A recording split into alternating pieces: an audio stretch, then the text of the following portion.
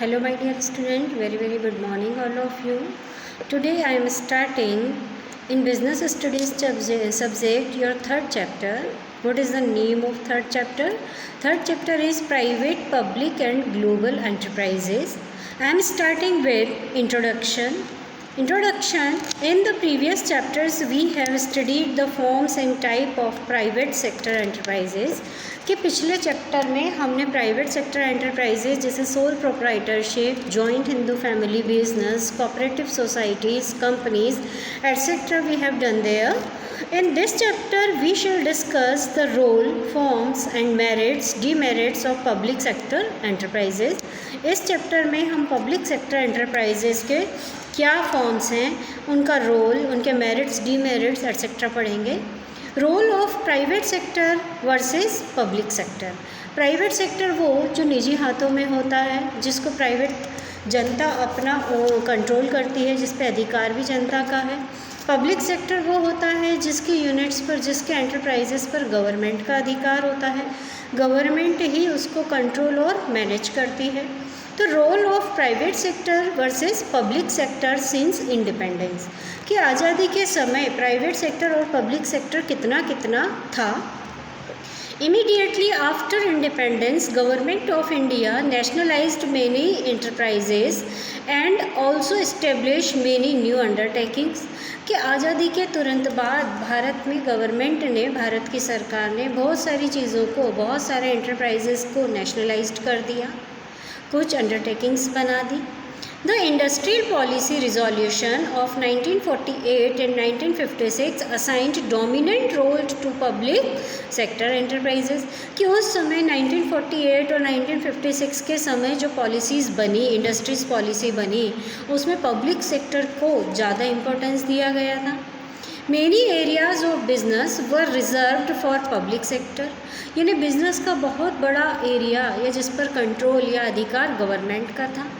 The entry of private sector was restricted in the form of licensing limited and expansion etcetera, कि अगर कोई private sector का, यानी कोई व्यक्ति अपना पर्सनल बिजनेस भी करना चाहता तो उसकी एंट्री बहुत आसान नहीं थी, बहुत मुश्किलें थी. उसके लिए उसे लाइसेंस लेना पड़ता था. अगर वो बिज़नेस को बढ़ाना चाहता है तो उसे गवर्नमेंट की परमिशन लेनी पड़ती थी.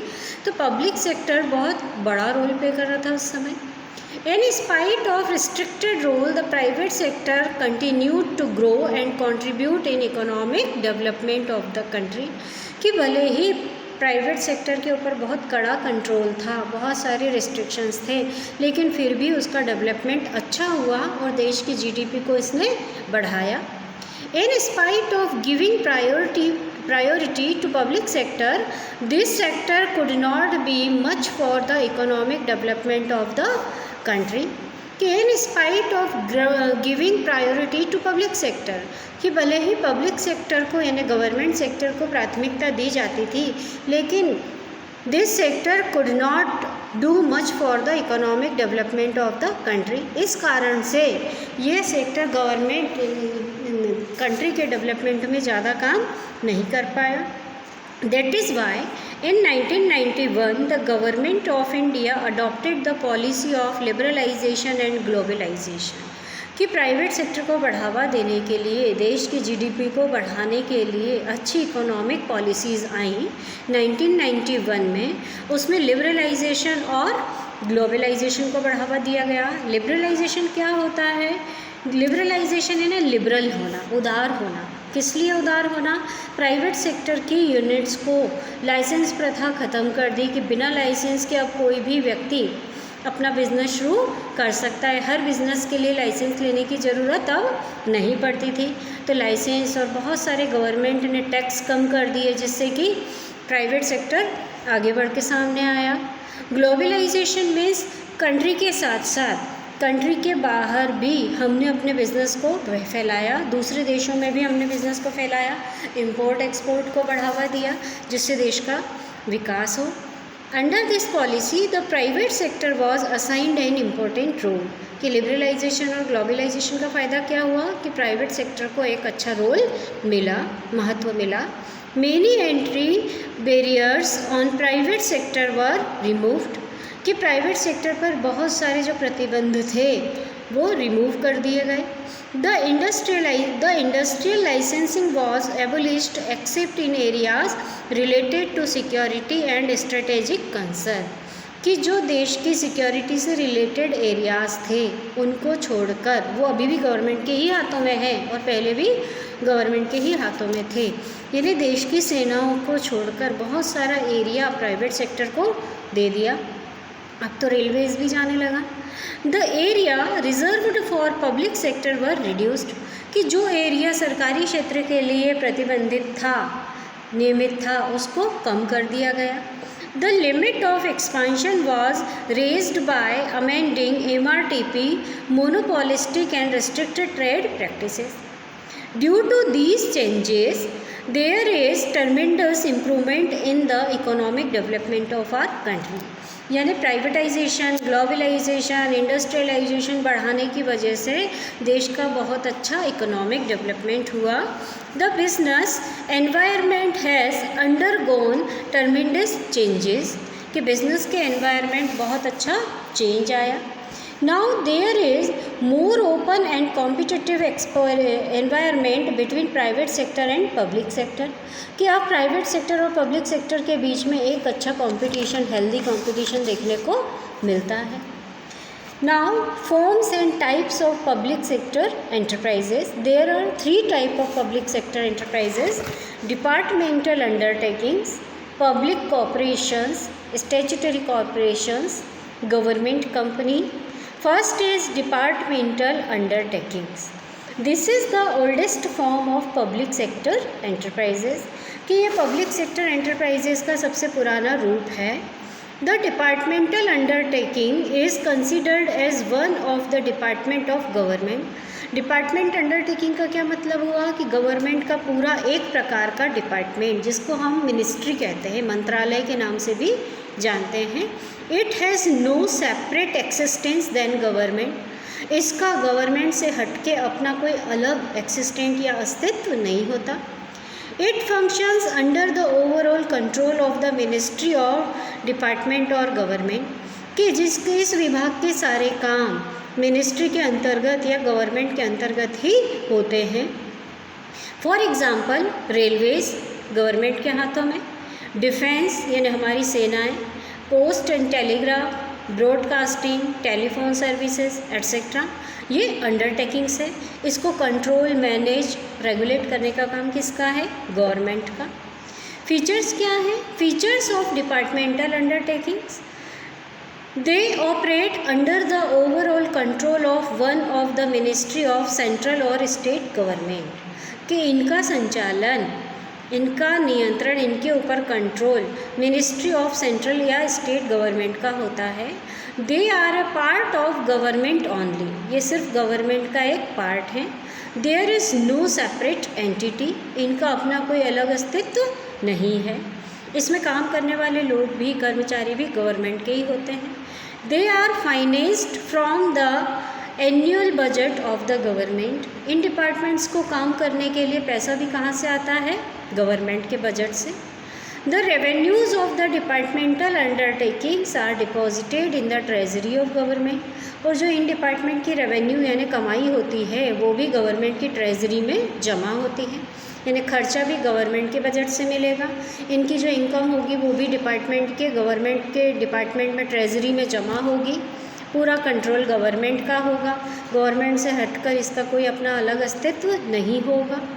The staff of departmental undertakings are civil servant, कि जो इनका स्टाफ है, काम करने वाले लोग हैं, वो सब शासकीय नौकरी में होते हैं। And are required, recruited and compensated as per the rules of civil government, civil servant के रूप में इनकी नौकरी भी लगती है और इनको सैलरी भी मिलती है। They are under the direct control of departmental head, ये किसके अंतर्गत आते हैं? कौन इसको कंट्रोल करता है? डिपार्टमेंट का हेड होता है। Who is accountable to the concern minister, they can be sued in the same manner as one can file a suit against the government. ये भी दूसरों पर केस सूट मतलब केस कर सकते हैं और कोई दूसरे भी इनके ऊपर केस कर सकते हैं। यानी डिपार्टमेंटल अंडरटेकिंग यानी गवर्नमेंट की मिनिस्ट्री, जैसे एजुकेशन मिनिस्टर होता है, हेल्थ मिनिस्टर होता है, तो इनके अंतर्गत जितने भी काम करने वाले लोग हैं सब गवर्नमेंट के एम्प्लॉई होते हैं। इन डिपार्टमेंट को खर्च करने के लिए पैसा भी गवर्नमेंट बजट में से पास होता है। इनकी जो इनकम होती है वो भी गवर्नमेंट के ट्रेजरी में जमा होती है। कंट्रोल भी इस पर गवर्नमेंट का होता है। कोई अदर पार्टी इन पर केस कर सकती है और ये भी किसी पर केस कर सकते हैं। मेरिट्स एडवांटेज क्या है इसके फ़ायदे? इजी फॉर्मेशन, इसको स्टार्ट करना आसान है। It is very easy to form a departmental undertaking as no restrictions, registration is compulsory, कि इनके शुरू करने के लिए, इनको स्टार्ट करने के लिए कोई रजिस्ट्रेशन कंपलसरी नहीं होता, इसलिए इनका स्टार्ट होना फॉर्मेशन बहुत आसान है। इफ़ेक्टिव कंट्रोल होता है। The control on departmental undertaking is very effective as it is direct and centralised, कि कंट्रोल भी इनका इफ़ेक्टिव होता है। सेंट्रल गवर्नमेंट से ज़्यादातर ये सेंट्रलाइज्ड होती है। Optimum utilisation of fund, there is proper utilization of fund as financial matters are subject to ministerial sanction. Proper यहाँ पर पैसों का यूटिलाइजेशन होता है, पूर्ति भी बराबर बनी रहती है, बजट में इसके लिए अलग से ही आइटम रहता है। अकाउंटेबिलिटी, इस डिपार्टमेंट में जितना भी काम होगा उसके लिए इस डिपार्टमेंट का जो हेड है या जो मिनिस्टर है वो इसके लिए अकाउंटेबल कहलाएगा। Public revenue, the revenue of departmental undertaking is deposited in the treasury of the government, कि जो इसमें रेवेन्यू होगा, इनकम होगी इन डिपार्टमेंट्स को, वो गवर्नमेंट की ट्रेजरी में जमा होगी। सेक्रेसी यानी गुप्त बातें रहती हैं, यहाँ पे गोपनीयता रहती है। The activities performance of the departmental undertaking can highly secret, यहाँ पर बहुत गोपनीयता रहती है। As government can avoid disclosure on the plea of public interest, government सिर्फ पब्लिक इंटरेस्ट में ही अपनी चीज़ों को डिस्क्लोज, अपने अकाउंट्स को डिस्क्लोज करती है, अदरवाइज नहीं करती। Due to secrecy only the most sensitive area defence is operating as a departmental undertaking. Demerits, इसकी बुराइयाँ क्या हैं? Inflexibility, the departmental undertaking works under strict parliamentary control, parliamentary control के अंतर्गत ये कठोर कंट्रोल में काम करती हैं। There is too much interference of ministers and top officials, इसमें मिनिस्टर्स का इंटरफेरेंस होता है। It is treated as one of the government office, एक गवर्नमेंट ऑफिस के रूप में यहाँ ट्रीटमेंट दिया जाता है। This reduces the flexibility and efficiency of the undertaking. Lake of motivation, यहाँ पर एम्प्लॉय जो काम करते हैं उनके अंदर मोटिवेशन की कमी होती है। The departmental undertaking have no power to utilise their revenue as these are deposited in the treasury, इन डिपार्टमेंटल अंडरटेकिंग्स को अपनी कमाई को यूज़ करने का अधिकार नहीं होता। क्यों? क्योंकि वो ट्रेजरी में जमा हो जाती हैं। There is no incentive to maximise profit, अगर प्रॉफिट बढ़ता है तो भी यहाँ पर कोई अलग से इंसेंटिव नहीं दिया जाता। There is no direct relation between the efforts and rewards, efforts और रिवॉर्ड्स के बीच में भी कोई डायरेक्ट रिलेशन यहाँ नहीं है। Generally promotions are on the basis of sincerity and not on the basis of efforts, कि जो प्रमोशन होते हैं वो सीनियरिटी के हिसाब से होते हैं, जो सीनियर हो जाएगा उसको प्रमोशन मिलेगा, चाहे वो आलसी हो। जो नया व्यक्ति काम पे लगा है वो अपने बहुत बेस्ट एफर्ट्स लगाता है, अच्छा काम करता है, तो भी उसको प्रमोशन नहीं दिया जाता। So employees are not motivated to perform their best ability, तो जब प्रमोशन नहीं मिलता, सैलरी में इंक्रीमेंट नहीं मिलता, तो कोई भी व्यक्ति अच्छी मेहनत करने को भी तैयार नहीं होता है। Lake of financial autonomy, in sources को, इन डिपार्टमेंट का सोर्स इनकम का क्या होता है? कहाँ से पैसा मिलता है इनको? गवर्नमेंट के बजट से। तो गवर्नमेंट जब अपने बजट से इनको पैसा देती है तो अपना कंट्रोल बहुत ज़्यादा रहता है। तो डिपार्टमेंटल अंडरटेकिंग के जो हेड हैं उनको अपनी इच्छा से अपने डिपार्टमेंट पे खर्च करने का अधिकार नहीं होता। इनएफिशिएंट मैनेजमेंट, जो यहाँ का मैनेजमेंट है वो भी इनएफिशिएंट होता है कि the departmental undertakings are managed by the government officials. कौन मैनेज करता है? गवर्नमेंट के officers. These officials are overburdened with the paper work. ये ऑफिसर अपने आप खुद ही पेपर वर्क से दबे हुए हैं। They spend maximum time to answer the question from parliament और मिनिस्ट्री। इनका ज़्यादातर समय आंसर देने में लगा रहता है जो पार्लियामेंट से, मिनिस्ट्री से इनसे पूछा जाता है।